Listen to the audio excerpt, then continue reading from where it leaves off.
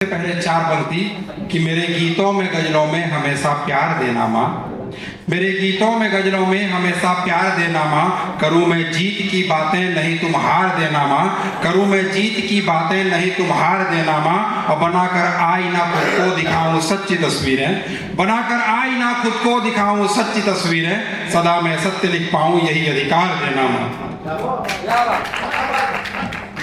और मैडम जी का आदेश था कि एक मुक्तक जो मैं अक्सर पढ़ता हूँ, शरद सर को देखकर उसको पढ़ूं कि कभी कभी हमें हमारे कुछ चीज ऐसे होते हैं जिन पर प्रेम कुछ अधिक हो जाता है।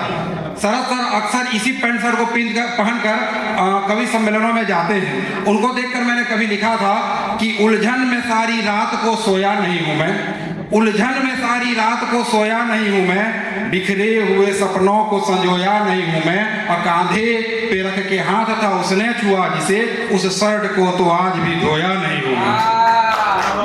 लेकिन मैं बता देना चाहता हूं, आप जिस लड़की को शादी से पहले लेकर भागने की सोचते हैं, यदि उसी से शादी हो जाए तो उसे देखकर भागने को मन करता है।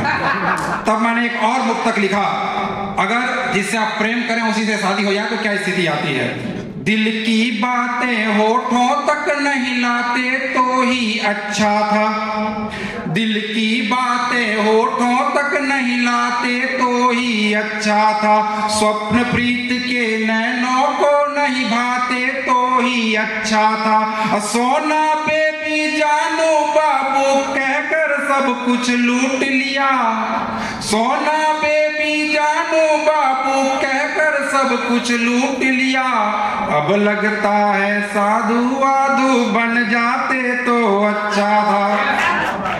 आदरणीय मीर दादा बैठे हैं, उनके सम्मान में एक क्षण फिर अपना स्थान लेता हूं कि कविता को धर्म मान शब्द अर्थ मर्म जान साहित्य साधना करें लिखे जिंदगी का सार। हम कवि क्या हैं, आप हम क्या हैं। कविता को धर्म मान शब्द अर्थ मर्म जान साहित्य साधना करें लिखे जिंदगी का सार, होता दिखे जब कभी अनीति या अत्याचार, विरोध में बना लेते कलम को तलवार, और राष्ट्रहित हेतु जब जरूरत पड़े तब, लोकहित हेतु जब जरूरत पड़े तब, प्रेम हास्य छोड़कर लिख डालते अंगार, और शब्दों से ही क्रांति लाएं स्वाभिमान को जगाएं, कम नहीं जानो हमें, हम हैं कलमकार। बहुत बहुत धन्यवाद।